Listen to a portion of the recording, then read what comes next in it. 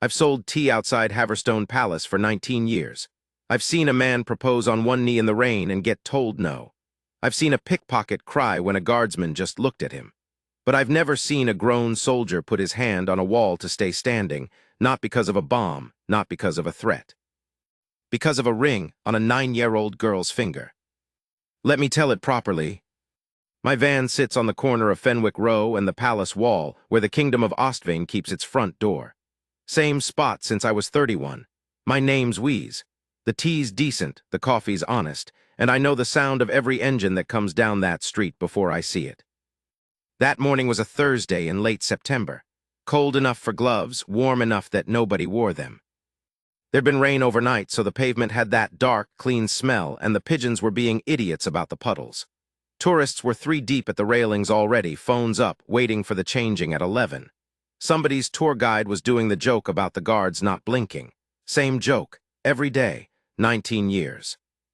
And then I heard the Land Rover. It's an old olive-green thing, properly ancient, one of the barracks runners they use for hauling kit between the stables and the side gate. It never comes down Fenwick Row. It's got a route. That morning it came down Fenwick Row. It made it about 40 feet past me and died. Not dramatically, no bang. It just went quiet in the middle of the road like a man sitting down mid-sentence. The driver tried it again. That flat, tired click you never want to hear. Click, click, click, nothing. The man who got out was Corporal Elias Ward. I didn't know his name then. I knew him the way you know a face on a bus route, tall, maybe 35, gray coming in at the temples early, and one of those jaws that looks like it's clenched even when it isn't. He was in working dress, not the ceremonial gear, so he wasn't on the parade. Just a soldier who'd been handed a set of keys and a job. He put the bonnet up. He stood there and looked at the engine the way I look at my accounts, with hope and no plan. Now here's the thing about breaking down outside a palace. You've got about 90 seconds of dignity. The tourists found him instantly. Of course they did. A green army truck and a uniform in front of a royal gate? That's the photo. Phones came up. Somebody laughed, not cruel, just that laugh people do when they see authority get humbled by something ordinary. A lad in a football shirt shouted something about pushing it. A woman asked her husband if it was part of the ceremony. Her husband said yes, confidently, which is the funniest thing I heard all week. Ward didn't react, not once. Just kept his eyes in the engine bay, jaw tight, one hand on the wing. But I could see the back of his neck going red, and I knew what that was. That was an embarrassment about the truck. There was a black car parked 40 yards up near the officer's gate. Somebody was sitting in it with the window down, watching, somebody with rank. Ward glanced at it once, and then went back to the engine, and his shoulders came up about an inch and stayed there. Whatever was in that Land Rover, or wherever it was meant to be, he was on a clock. He tried the starter twice more, same click. He got his phone out, said about 9 words into it, and put it away with his eyes closed. Whatever the answer was, it was a long answer, and he didn't have long. That's when the girl walked up. I'd noticed her earlier because she'd been at my van's edge for maybe 10 minutes without buying anything or asking for anything, which children don't usually do. 9, I'd guess. 10 at the outside. Yellow raincoat that was too big and had clearly belonged to somebody else first. Hair in a plait that had been done fast by someone in a hurry with love but no skill. There was a woman with her, 30s, tired around the eyes, holding a paper bag from the chemist. Mother, obviously. The girl walked out from behind the barrier and straight up to the Land Rover. Her mum said, "Nell," the way you say a name when you've already lost the argument. Nell stood next to Corporal Ward, hands in her pockets, and looked into the engine bay with him. Both of them side by side, staring at a dead engine. Him 6'2", her not quite up to his elbow. And she said, "I heard it, I was 10 feet away, and my kettle wasn't on," she said. "It's the earth." Ward looked down at her, didn't say anything. She said it again. "It's the earth strap, that's why it's clicking. It's not the battery, the lights are on, look." And she pointed at the dashboard, where the little warning lights were sitting there glowing away like everything was fine. Now I want you to understand something. Ward was a soldier in uniform in front of a palace, in front of 200 phones, with an officer in a black car watching him fail. Every single instinct in that man's body should have been to say, "Step back behind the barrier, please." He didn't. He crouched down, went right down on his heels so his head was level with hers, and he said, "Show me." She got on her toes and reached in and put her finger on this manky little braided strap running from the engine block down to the chassis. All furred up with green corrosion, the way they get. She said, "Dad says it's always the earth. Everyone checks the battery. It's never the battery." Ward's face did something then. I saw it. Just a flicker, like a man hearing a song from a house he used to live in. He said, "Your dad a mechanic?" She said he was. And she said it flat, the way kids say it when they've had to say it a lot, and they've learned that if you say it fast enough it doesn't stick to you. Ward didn't ask another question. He just nodded once and stood and said, "All right, let's have it off then." What happened next took about 11 minutes, and I have never enjoyed 11 minutes more in my life. He didn't have tools. Whatever kit should have been in that Land Rover wasn't. So this is what they used. His multi-tool, a coin off me. I gave him a 2-crown piece and he tried to give it back afterwards, cheeky sod, and one of Nell's hair grips. She scraped the corrosion off with the edge of the coin. Properly, too.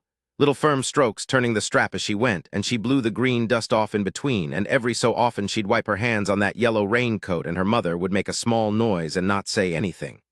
Ward held the strap steady with 2 fingers and let her work. He never once took over. Not once. And I promise you he could have done it faster.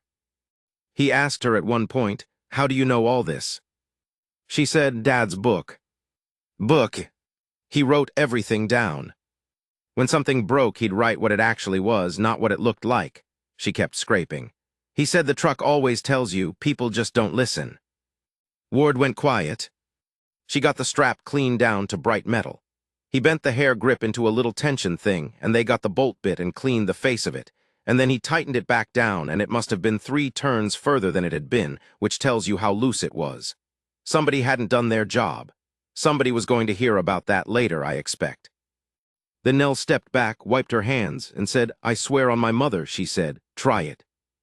And Corporal Elias Ward of the Ostvain Guard, in front of the whole world, did what a 9-year-old girl told him to do. He got in, turned the key. That old engine caught first time. Big, filthy, wonderful roar. A pigeon went up off the wall like it had been shot at. And the crowd, the same crowd that had been laughing, the crowd cheered. Properly cheered. Some bloke shouted, "Get in."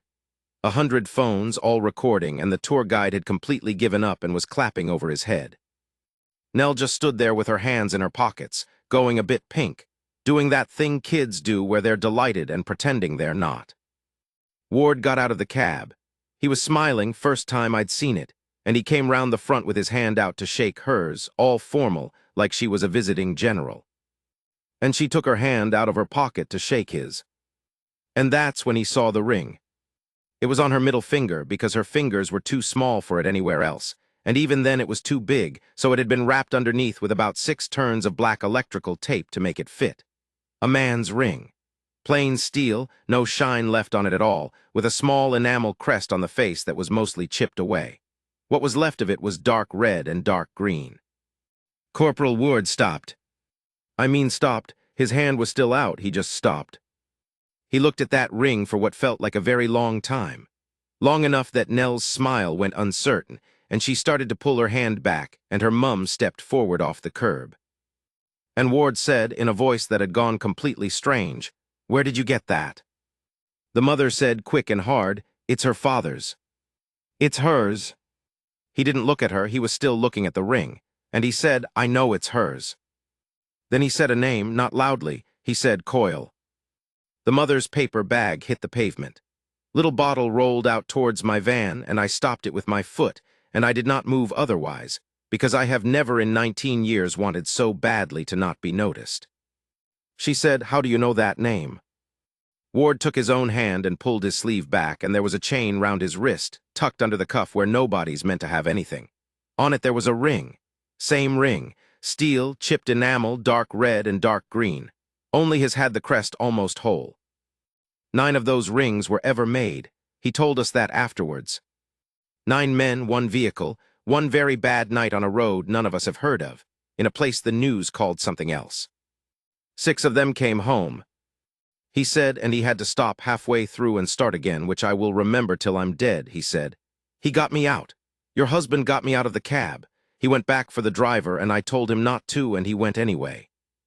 The mother had both hands over her mouth. He said, I wrote to you, twice. I didn't know what to put, so I put nothing in the end. Just my name and where I was posted in case you ever, and he stopped again. She said, I got them. He said, you never. She said, I know, I couldn't, I'm sorry. I couldn't. And they stood there in the middle of Fenwick Row, that soldier and that woman, and neither of them could get another word out. Nell looked up at him. She still had grease on her fingers, and she asked the only question that mattered in the smallest voice you've ever heard. She said, did you know him? And Ward went down on his heels again, exactly like before, so he was looking her in the eye, and it took him a moment. He said, sweetheart, I'm alive because of him. Every day I've had for 6 years he paid for. Then he said, and you're right, it's always the earth. He used to say that to me till I wanted to throw something at him. She laughed. She actually laughed, this wet, surprised little laugh, and then her face went and she was crying, and he didn't hug her because he didn't know if he was allowed. He just held his hand out flat, palm up, and she put her hand in it, both of them with their rings. The crowd didn't know. That's the thing. 200 people with 200 phones, and they thought they'd watched a funny video about a truck. They were already drifting off to the railings because it was 5 to 11 and the band was starting up. Only about 6 of us saw the rest of it. Me and the woman and a couple who'd come for tea and forgotten to drink it. The officer got out of the black car and came over. Big man, serious face. I thought, here we go, he's for it now. And Ward stood up and started to say something about the delay. The officer looked at the girl, looked at the ring on her hand, looked at the chain on Ward's wrist. And he said, Corporal, the vehicle's fixed, is it? Ward said, yes, sir. He said, then you've got 20 minutes. And he walked back to his car and got in and shut the door and looked straight ahead. So Ward bought them both a tea off me. Wouldn't take it free. Sat on the wall with them in uniform in public, which I'm fairly sure he wasn't meant to do, and he talked to that little girl about her dad for 19 minutes. Told her about the notebook, said her dad wrote in it during briefings, and everyone thought he was taking notes, and he was actually writing down what was wrong with the gearboxes. Told her he sang badly. Told her he was the only man in the unit who could make the old brew kit work. Nell listened with her chin on her knees and didn't say much. Right at the end, she said, nobody talks about him, everyone's nice, but nobody talks about him. And Ward said, I'll talk about him anytime you want, that's not a favor, that's mine to do. Then he had to go. He shook her hand again, properly this time, soldier to soldier, and he got in that Land Rover and it started first turn and he pulled away down Fenwick Row and the band came up over the wall and that was that. The video went round, of course.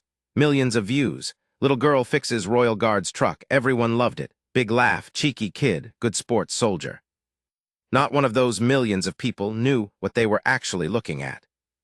They came back, by the way. Not often. 3 or 4 times a year, she and her mum. Nell's 14 now and taller than her mother, and she's got an apprenticeship at a garage out past the river, and she is, I'm told, an absolute terror about people who blame the battery. She still wears the ring, it fits now, no tape. And I think about that morning more than I should, standing in my van, watching all those phones go up for the marching and the hats and the show. Because everybody comes to that street to see something grand. I saw a 9-year-old girl bring a dead engine back to life with a coin and a hair grip. And I saw her bring her father back for 19 minutes on a wall with a cup of my tea going cold in her hands.